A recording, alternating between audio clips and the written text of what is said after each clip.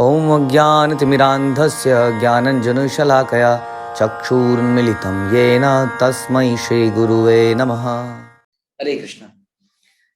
सियावर रामचंद्र की जय, पवन पुत्र हनुमान की जय। तो हम चलते हैं आगे रामायण की इस कथा में, जिसमें राम जी का जन्म हो चुका है।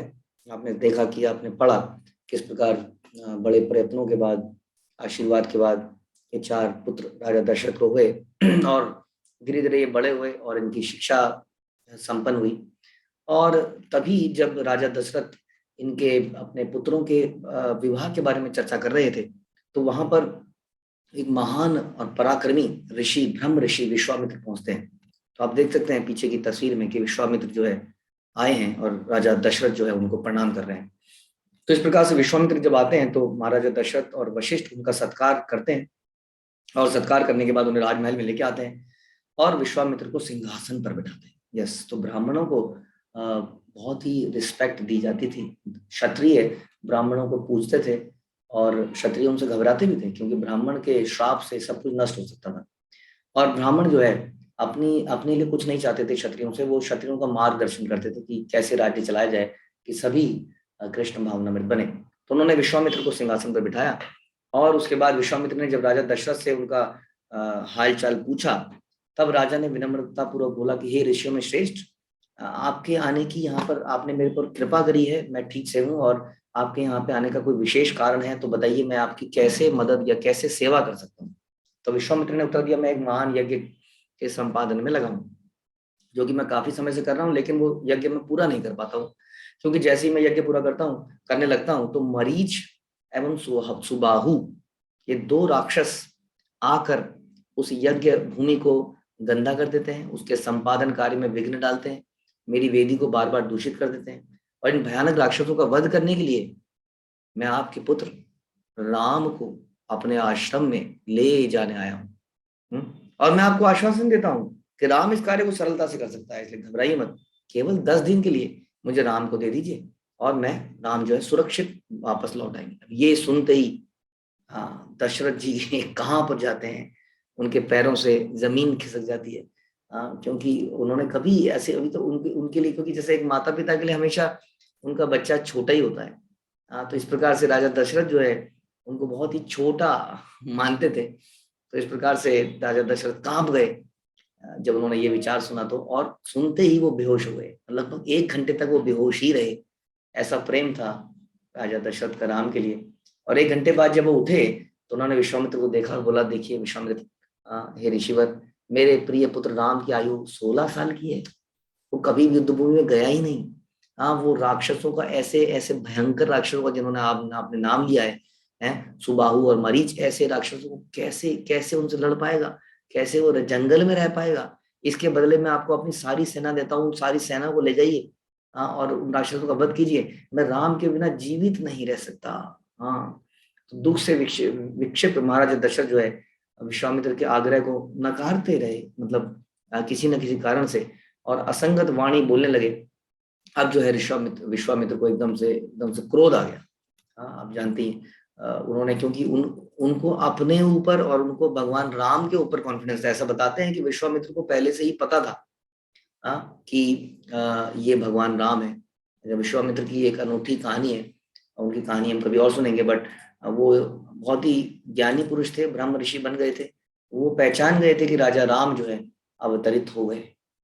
अब जो है दशरथ जी इसको नहीं समझ पा रहे हैं कि वो राजा राम, वो तो स्वयं भगवान है। तो जो परीक्षित महाराज जो है एकदम से, सॉरी, विश्वामित्र एकदम से क्रोधित हो गए, इस प्रकार से जैसा आप देख रहे हैं पीछे। हाँ, और राजा दशरथ एकदम से घबरा गए। तो विश्वामित्र ने बोला कि जो है तुम अपमानित, बेसिकली अपमानित होते हुए क्रोध में बोले कि अरे मूर्ख राजा, यह धृष्टता तुम्हारे वंश के विनाश का कारण बन जाएगी। तुमने मेरी बात मानने की प्रतिज्ञा ली थी कि मैं तुम्हारी क्या सेवा कर सकता हूँ, और अब अपने वचन से मुंह मोड़ रहे हो। एक ब्राह्मण के प्रति ऐसा व्यवहार रघुवंश में पहले कभी नहीं देखा गया।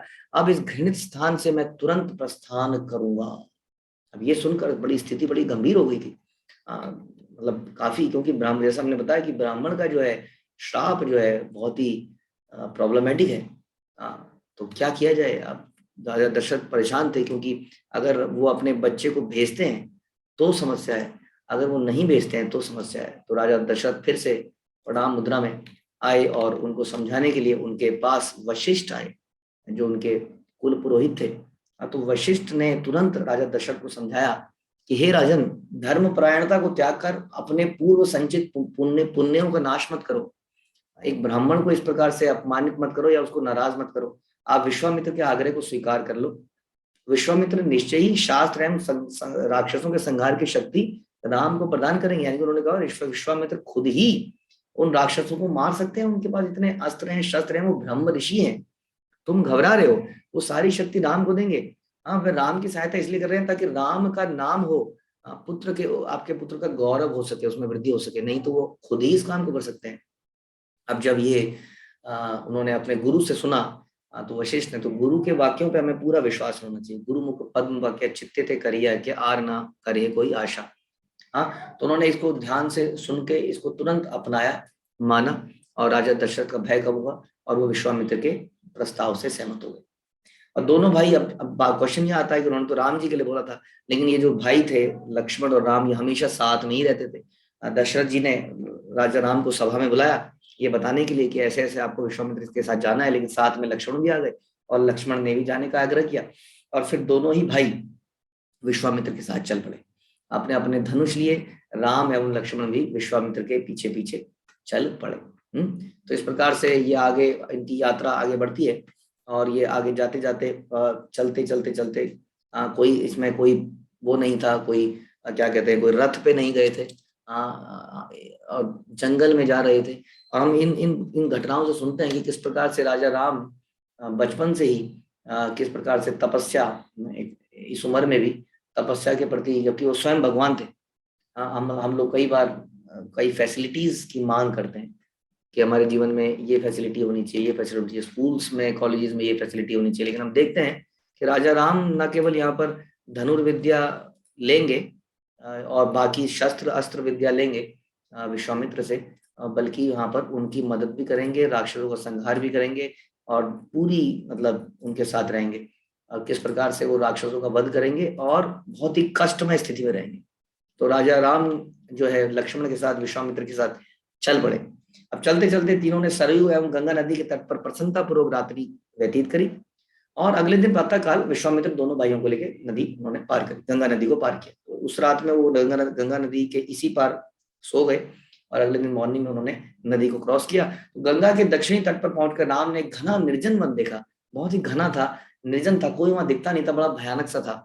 विश्वामित्र ने उस जंगल का इतिहास बताया कि किस प्रकार से इंद्र को जो पाप कर्म मिले थे वृतासुर को मारने के कारण, उस पाप को यहीं पर धोया गया था। तो इस वजह से ये जंगल इतना भयानक हो गया। तो खैर हम उस स्टोरी के डिटेल में नहीं जाएंगे। तो उसका बैकग्राउंड बताया और असली बात बताई कि ये वही जंगल है जहां पर ताटक नाम की एक दुष्ट राक्षसनी रहती। कई लोग उसको ताड़का भी कहते हैं। तो ये पहला राक्षस या पहली राक्षसनी थी जो राम जी के जिन सामने आई और इसका वध हुआ। तो ताटक नाम की एक दुष्ट राक्षसनी यहाँ पे है और इसके पुत्र ये सुंद की पत्नी है और मरीच इसका पुत्र है।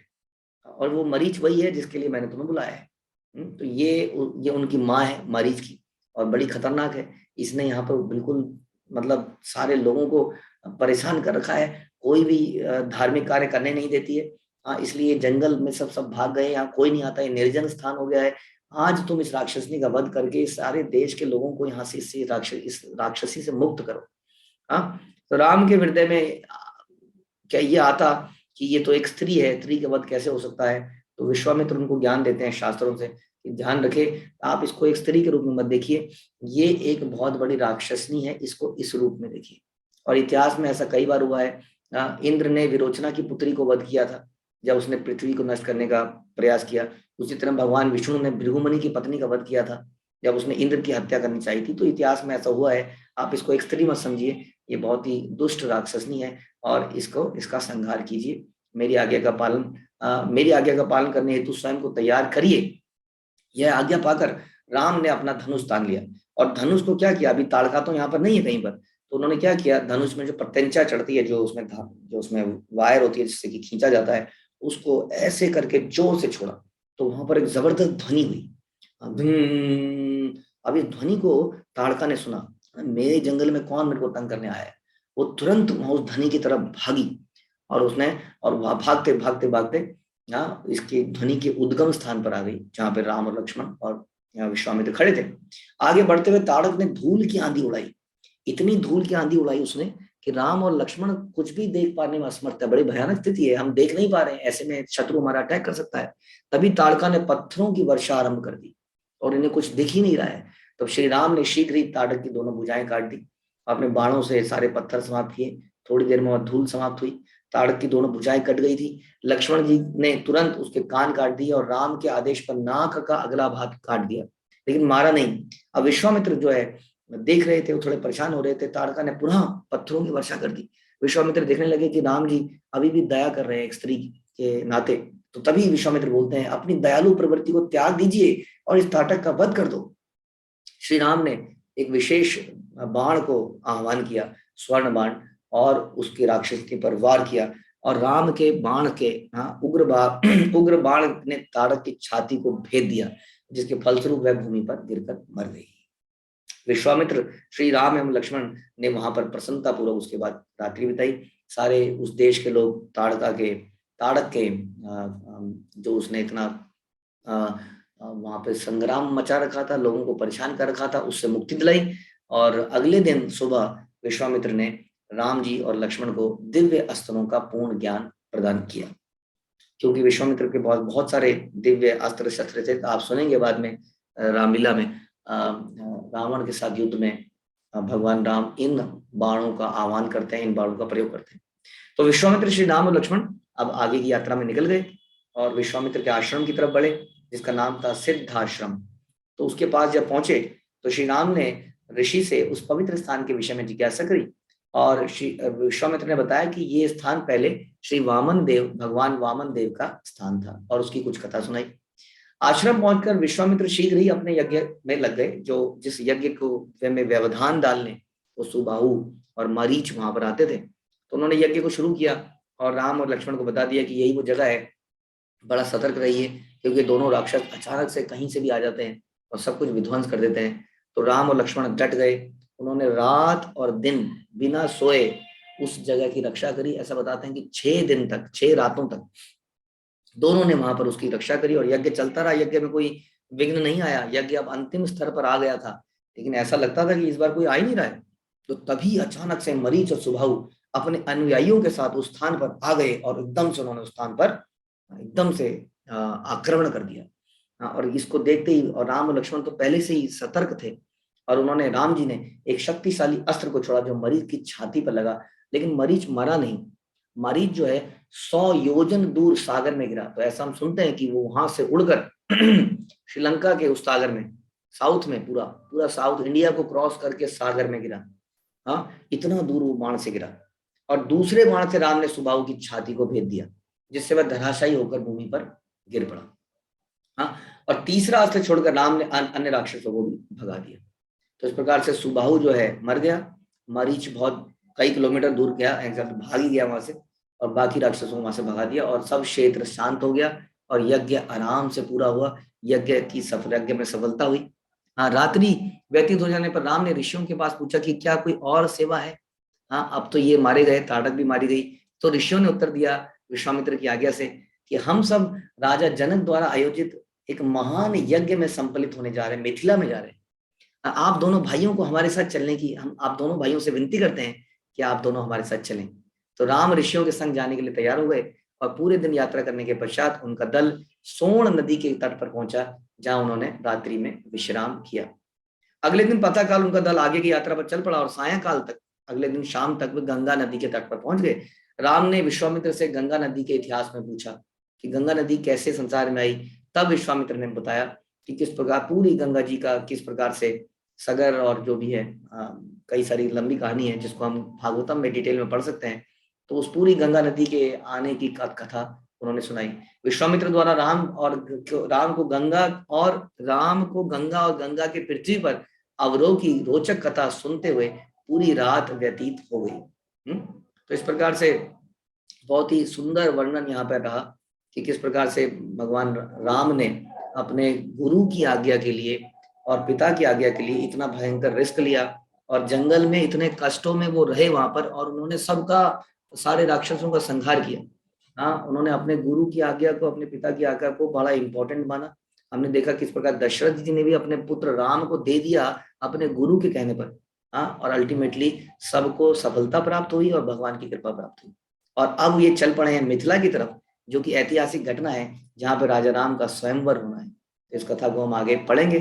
हरे कृष्णा। राजा राम की जय, सीता राम लक्ष्मण हनुमान की जय, श्रील प्रभुपाद की जय।